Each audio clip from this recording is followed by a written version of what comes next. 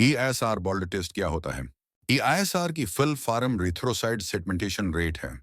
ये रेट जिससे पता चलता है कि आपके फोन में मौजूद रेड बल्ड सेल्स कितनी देर में टेस्ट ट्यूब के निचले हिस्से में बैठ जाते हैं। रिथ्रोसाइडमेंटेशन रेट एक बॉल्ड टेस्ट है जिससे हमें यह पता चलता है कि आपके जिस्म में कोई इन्फेक्शन तो नहीं है।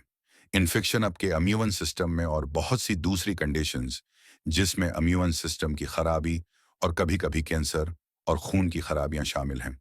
SER टेस्ट क्यों किए जाते हैं? ये टेस्ट इन्फेक्शन से होने वाली डिजीज जैसा उथरेटिस जिसमें क्या होता है कि आपके जौहरों में सूजन और जोड़ों को यह कोमल कर देते हैं। इन्फेक्शन जिस्म में जरासीम का हमला और बढ़ना। जरासीम बैक्टीरिया, वायरस, फंगस और डिफरेंट माइक्रोजन्म हो सकते हैं। इन्फेक्शन जिस्म में कहीं भी शुरू हो सकते हैं और उस इन्फेक्शन के जरिए फैल सकते हैं। आंतों की सूजिश की बीमारी, उसमें आंतों में सूजिश हो जाती है और सीवियर पेन होता है और डायरिया भी हो जाता है। पोलीमियाल्जिया रिमेटिका एक सिंड्रोमेटिक दर्द या सख्ती है। जनरली ये गर्दन, कुंधों और बाजुओं के ऊपरी हिस्से में, लेकिन ये पूरे जिस्म में हो सकता है। दर्द अचानक हो सकता है या एक टाइम के बाद आहिस्ता आहिस्ता हो सकता है।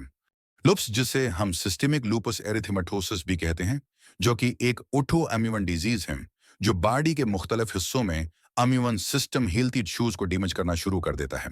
और हड्डियों का इन्फेक्शन जिसे हम ओस्टियोमाइटिस भी कहते हैं, पाँव और रीढ़ की हड्डी में ये सबसे ज्यादा होता है। ये इन्फेक्शन बैक्टीरियल और फंगल इन्फेक्शन भी हो सकता है। इन तमाम बीमारियों के लिए हम EC और रिथ्रोसाइड सीमेंटेशन रेट टेस्ट करते हैं। ESR रेट ज्यादा कब होता है? जब ब्लड में प्रोटीन की क्वांटिटी ज्यादा हो जाए, जैसा कि फाइब्रोनोजन और अमीनोग्लोबुलिन्स, जिसकी वजह से रेड ब्लड सेल्स उकट्ठे हो जाते हैं और ज्यादा तेजी से टेस्ट ट्यूब के नीचे हिस्से में बैठना शुरू कर देते हैं। ESR रेट कम कब होता है? जब आपके खून के रेड ब्लड सेल्स आहिस्ता से ब्लड टेस्ट में डूब जाते हैं। ये इन कंडीशंस में हो सकता है जैसे कि पोलीसीथीमिया, आपके रेड ब्लड सेल्स में इजाफा जिसकी वजह से आपका खून गाढ़ा हो जाता है। स्केल सेल की बीमारी हो जाना, जिसमें खून में वाइट ब्लड सेल बहुत ज्यादा हो जाता है।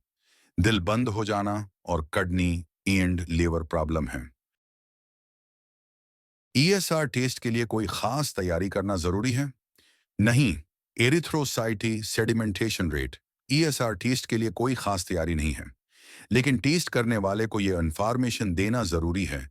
अगर अब कोई भी दवाएं, जड़ी बूटियां, विटामिन्स या सप्लीमेंट्स जो आप ले रहे हैं, गैर कानूनी अद्वियात, अगर आपने हाल ही में चकनाई वाला खाना खाया है, अगर आप कोपरेट्स हैं और अगर आप प्रेग्नेंट हैं।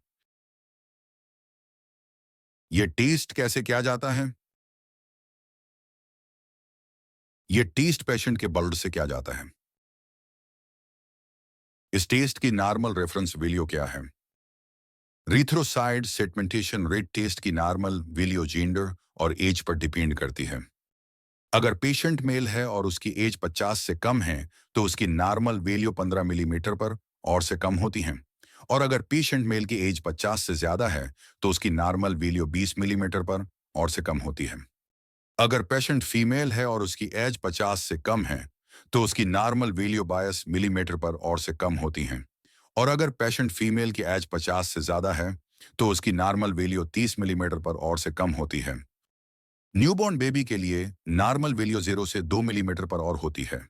न्यूबॉर्न से मैच्योरिटी तक के बच्चों के लिए 3 से 13 मिलीमीटर पर और नॉर्मल वैल्यू होती हैं।